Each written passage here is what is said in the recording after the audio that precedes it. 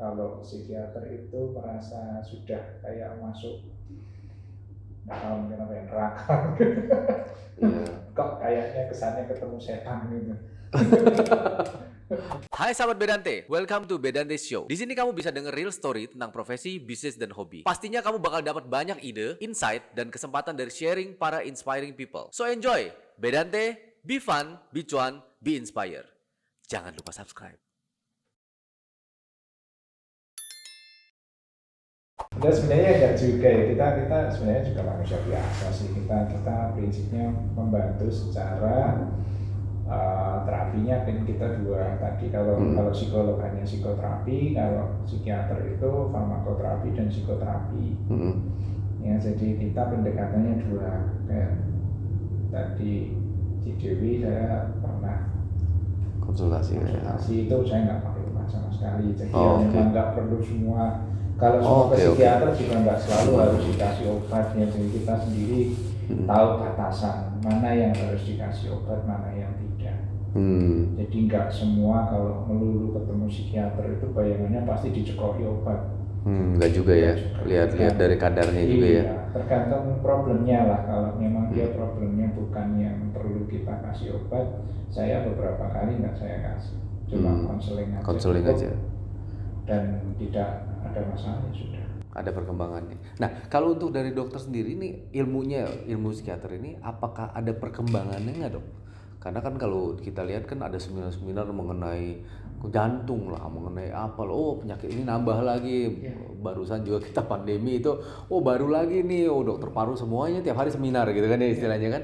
Nah, dari psikiater sendiri ilmu kejiwaan apakah ada perkembangan? Selain dari banyak ya, Dok ya, kalau banyak banyak. Sangat luar biasa sebenarnya perkembangannya. Dari dulu yang kita mungkin dianggap jiwa itu sesuatu yang berbau kerasukan, berbau klinik, nggak jelas. Sekarang sudah mulai banyak yang kelihatan. Jadi perkembangan pengobatan psikiatri pun semakin berkembang maju. Kalau dulu pengobatan itu harus misalkan salah satunya di kejut listrik, ada. Sekarang sudah jauh lebih berkembang, dan jiwa ini bisa dibilang salah satu ilmu yang masih akan berkembang ke depannya.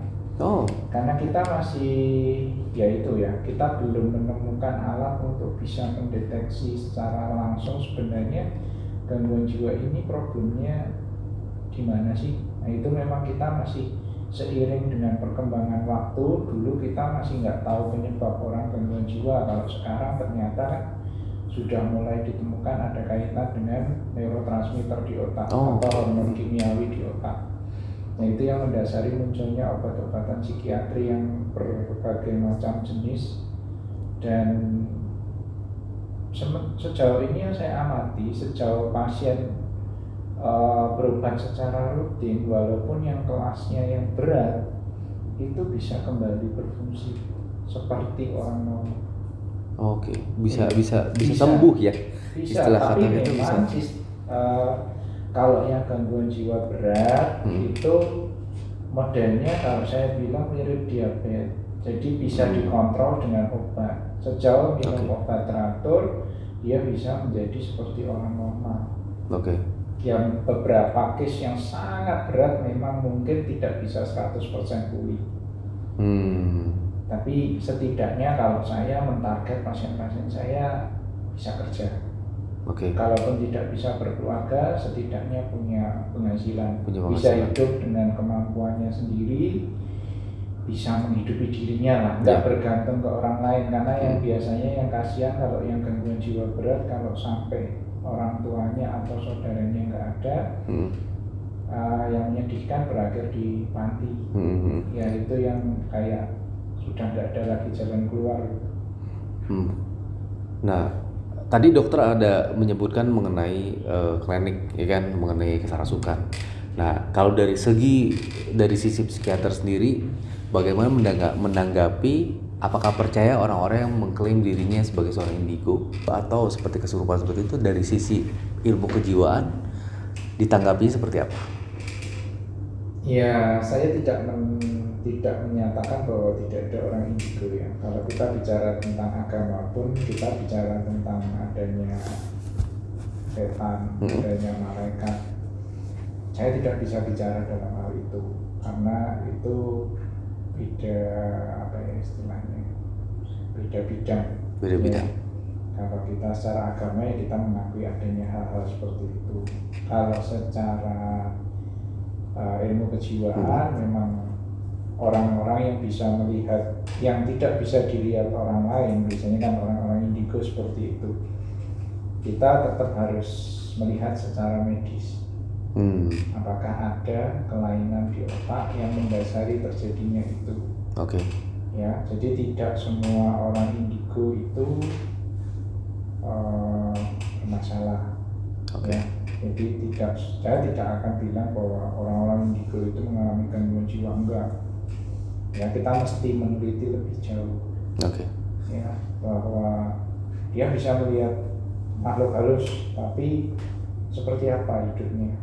Tadi saya bilang bahwa orang mengalami gangguan jiwa tidak hanya sekedar adanya gangguan pikiran, perasaan, perilaku, tapi juga membuat dia menderita atau mengalami gangguan fungsi. Itu yang penting ya, Dok ya? Iya, jadi kalau indigo dan dia memang tidak ada masalah, dia secara fungsi normal, dia sendiri nggak menderita, ya itu tidak bisa dikategorikan sebagai gangguan jiwa. Oke. Iya, jadi saya sih tidak menyatakan indigo ada apa-apa, itu bisa terjadi. Orang-orang yang punya kemampuan indera keenam. Oke. Ya soalnya mungkin kan kalau tadi ada hubungannya adalah dengan halusinasi itu kan berarti. Betul. Tapi itu pun dokter tadi mengatakan bahwa masih tetap harus diteliti lebih lanjut ya kan. Atau kita periksa lebih lanjut lah. Dan kita nggak bisa langsung bilang seperti itu. Nah dok, kalau zaman kemarin kita pandemi begitu, dokter di rumah nggak bisa praktek, gimana dok? Bisa pakai Zoom nggak? Sebenarnya sekarang sudah mulai terkenal dengan istilah telemedicine. Telemedicine Iya, di mana dokter dan pasien ini berhubungan secara virtual tadi, secara mungkin mau pakai aplikasi segala macam ya, bisa.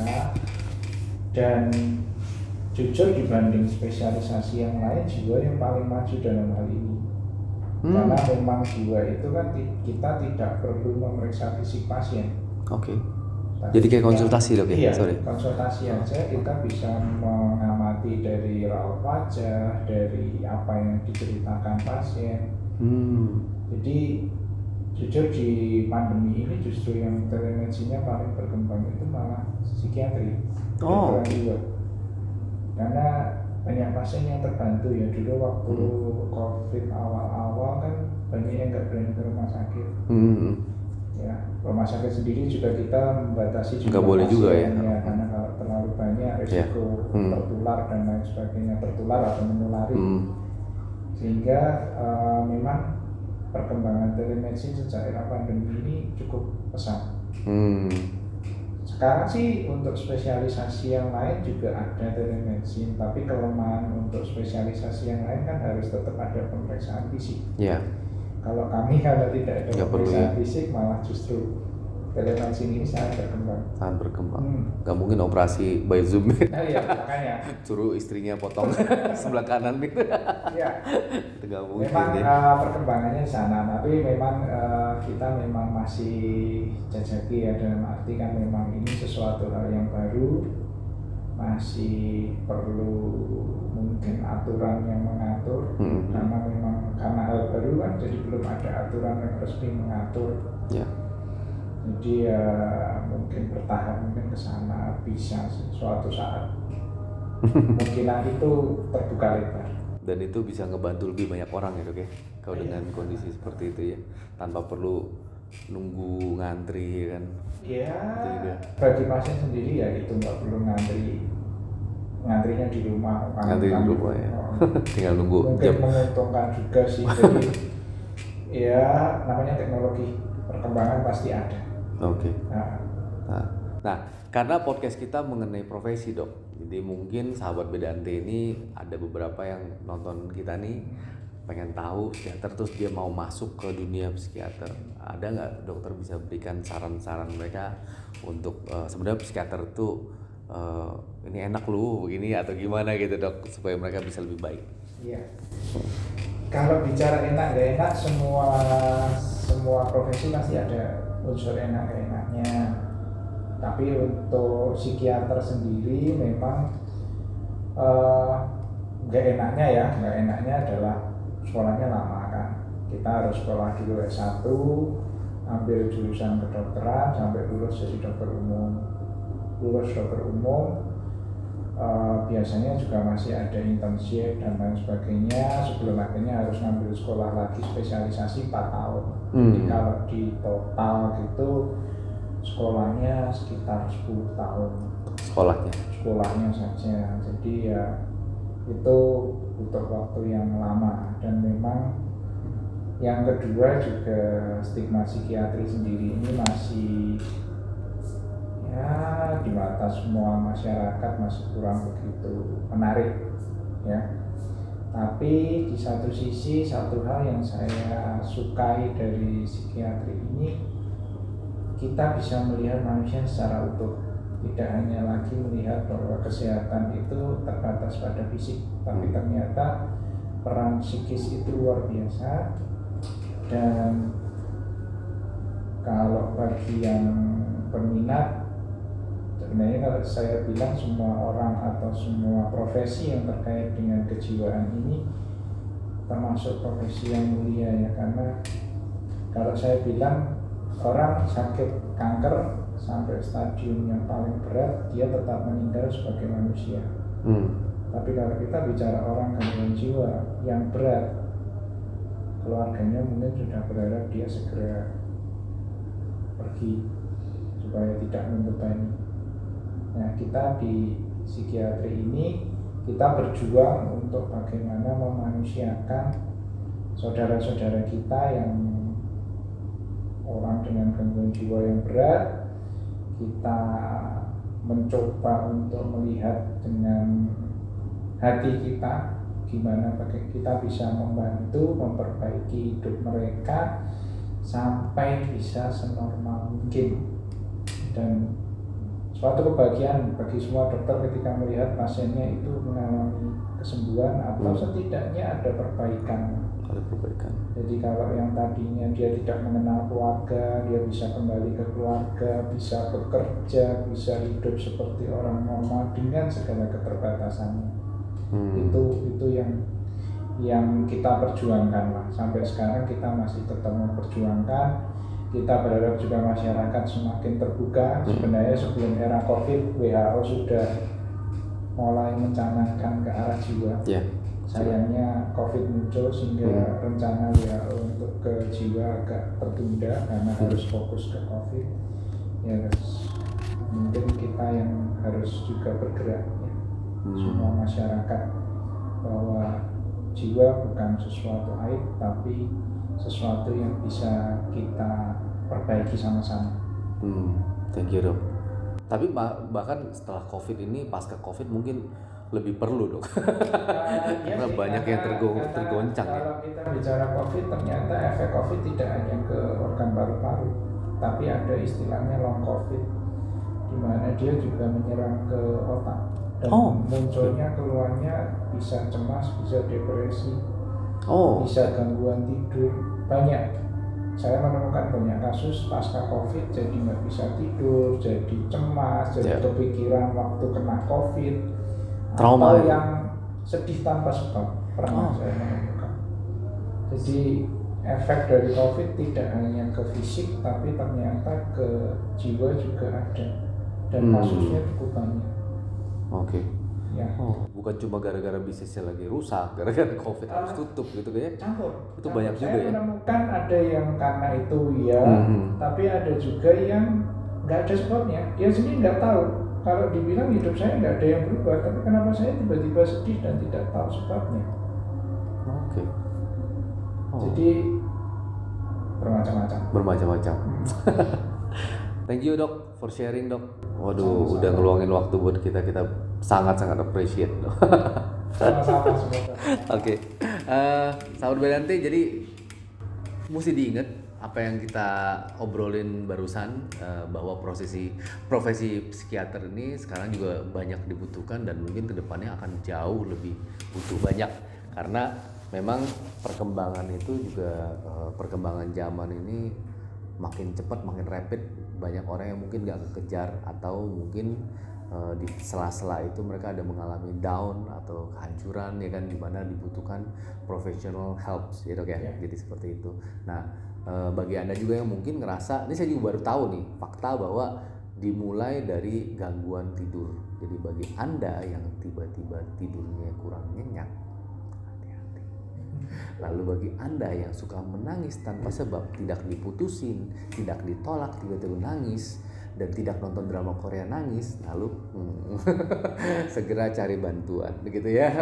Oke, thank you very much for watching. Di Bedante ini kita mengulas mengenai profesi, komunitas, dan bisnis. Jadi kalau misalnya ada pertanyaan mengenai profesi psikiater, silakan di komen di kita di YouTube kita, channel kita, atau di komen juga di Instagram kita. Nanti Instagram dokter boleh kita izin? Boleh ya dok ya? Boleh izin, kita bisa tampilkan. Jadi kalau misalnya ada pertanyaan bisa kita saling sharing pertanyaan gitu. Thanks for watching. Dok, terakhir kita ada salam Bedante dok. Salamnya kayak gini dok. Terbalik dok ya. Bedante gitu ya. Kita nanti sama-sama salam ke kamera. Tagline kita adalah be fun, be cuan, be inspired dok. Jadi segala sesuatu yang fun dan juga harus cuan pastinya gitu kan, dan menginspirasi gitu. Thank you dok. Sekali lagi terima kasih banyak udah datang ke sini, udah ngobrol sama kita. Bedante, be fun, be cuan, be inspired.